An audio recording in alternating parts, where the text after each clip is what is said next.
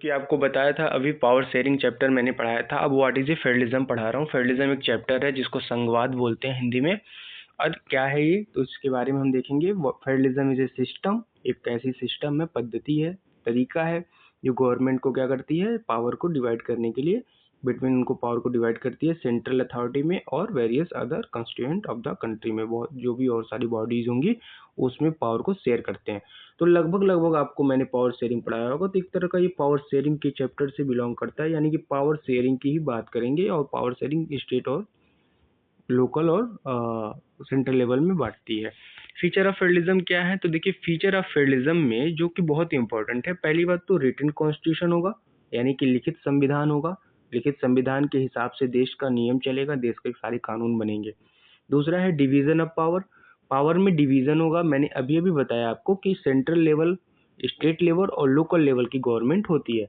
देखिए हमारे यहाँ पहले सेंट्रल लेवल और लोकल लेवल की गवर्नमेंट नहीं थी, बट स्टेट लेवल की गवर्नमेंट थी।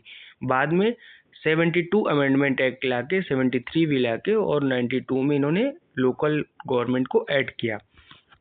यानी पहले दो ही गवर्नमेंट थी, एक सेंट्रल लेवल की गवर्नमेंट और एक स्टेट लेवल की गवर्नमेंट।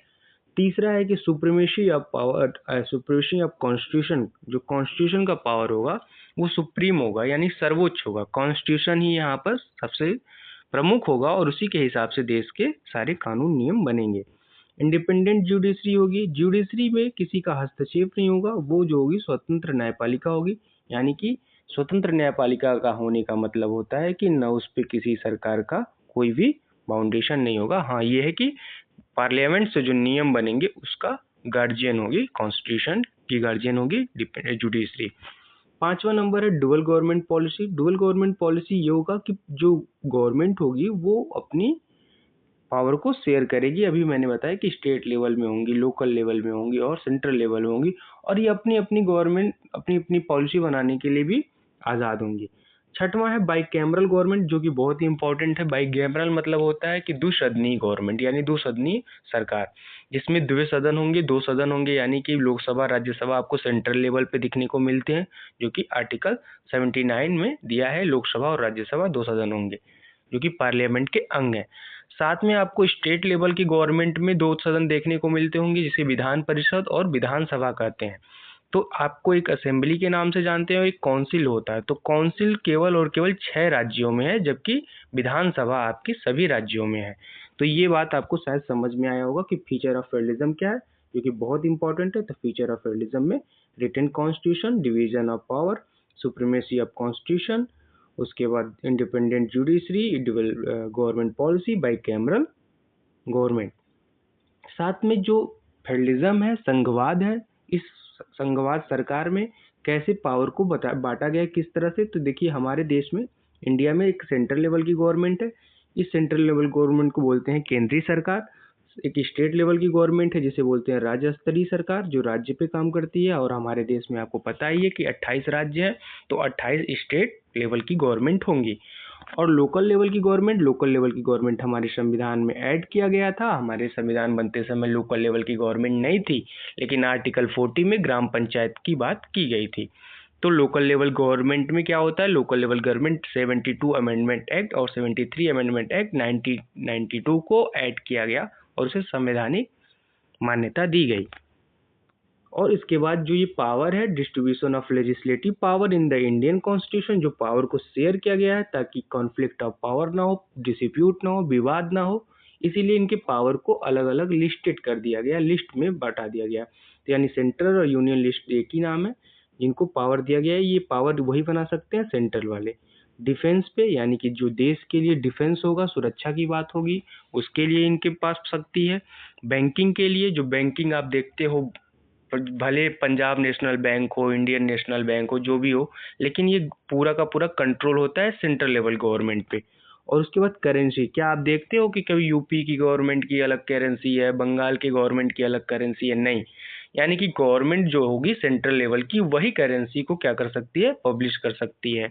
फिर फॉरेन अफेयर्स, यानी जो फॉरेन अफेयर्स होंगे, विदेश की जो भी बातें होंगी, हम उसमें क्या पॉलिसी लाएंगे, किससे मित्रता करेंगे, किससे ट्रेड करेंगे, सारी पॉलिसी जो होगी हम विदेशों से करेंगे, उस पर सारा का सारा कंट्रोल होगा सेंट्रल लेवल की गवर्नमेंट का।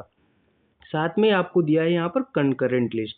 कंकरेंट लिस्ट को बोलते हैं हिंदी में समवर्ती सूची। समवर्ती सूची का मतलब होता है कि जिस पे सेंट्रल लेवल और स्टेट लेवल दोनों गवर्नमेंट कानून बनाए, ला बना सकती हैं, बट सेंट्रल लेवल गवर्नमेंट अगर कानून बनाती है, स्टेट लेवल भी उस पर बनाई हुई कानून होती है, तो सेंट्रल लेवल के कानून का ही मान्यता होता है, क्योंकि सेंट्रल लेवल का पावर ज़्यादा होता है। इसमें ये दिखाया गया है।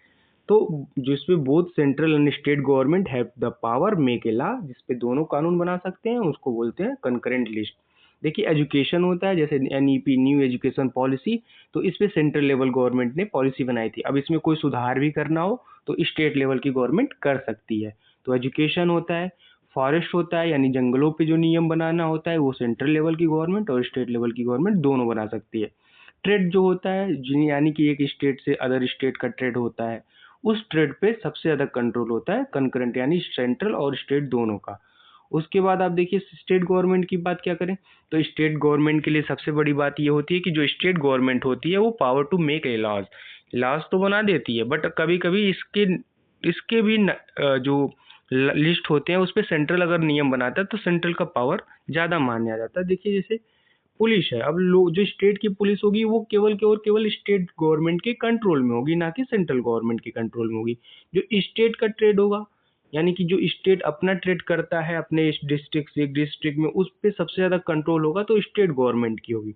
एग्रीकल्चर, सिंचाई, कृषि पे भी कंट्रोल होगा, कृषि के लिए नियम है, कृषि के लिए सब्सिडी, कृषि के लिए कोई भी एक्टिविटी करेगी तो स्टेट गवर्नमेंट करेगी। और इरिगेशन, सिंचाई, ऐसे सिंचाई के लिए भी स्टेट गवर्नमेंट बनाएगी। यानी कि अब यहाँ पर बात करते हैं तो सेंट्रल गवर्नमेंट के लिए जो लिस्ट होगी उसमें लगभग 97 होगा, और पहले 100 था, कुछ कम हुआ है। कंकरेंट के लिए पहले 47 था, अब ये 52 हो चुका है, ये लिस्ट की संख्या है। और स्टेट गवर्नमेंट के लिए पहले 66 था, अब ये माइनस होके 61 हो चुका है, यानी 61 हो चुका है। तो इनके लिस्ट बदलते रहते हैं, कभी कभी ये पावर एक दूसरे को डिस्ट्रीब्यूट करते रहते हैं। साथ में हमारे यहाँ का फेडरलिज्म सिस्टम कैसा है, तो हमारे यहाँ प्रैक्टिसाइज कैसे होता है, तो देखिए लिंग्विस्टिक स्टेट होंगे, जैसे आपने कहा होगा गुजरात बोलने वाले जो गुजराती बोलने वाले हैं गुजरात हो गया, मराठी बोलने वाले महाराष्ट्र हो गए, तमिल बोलने वाले तमिलनाडु हो गए। तो इस तरह से भी हमने स्टेट को क्या किया है, अलग अलग लैंग्वेज बोलने वाले को अलग अलग स्टेट दे दिया। एक तरह से ये भी फेडरलिज्म का आपको दिखने को मिलेगा, एक कैरेक्टर है ये। फिर लैंग्वेज पॉलिसी के अकॉर्डिंग हमने ये किया, आपको पता होगा रीऑर्गेनाइजेशन जो हुआ था स्टेट में, हमने इसी लैंग्वेज के आधार पर ही रीऑर्गेनाइजेशन किया था। सेंटर स्टेट रिलेशन जो होता है, एक स्टेट से जो दूसरे स्टेट का रिलेशन होता है, जो सेंटर और स्टेट का रिलेशन होता है, ये भी एक फेडरलिज्म का ही इम्पोर्टेंस है कि कैसे एक दूसरे से अच्छे से काम करते हैं। तो ये आपको समझ में आया होगा। कॉन्सेप्ट ऑफ फेडरलिज्म क्या है, तो की फीचर यही है कि इसमें जो कमिंग टुगेदर वाला पॉलिसी होती है, एक फंक्शन होता है, एक होल्डिंग टुगेदर वाला होता है जो आगे हम पढ़ेंगे।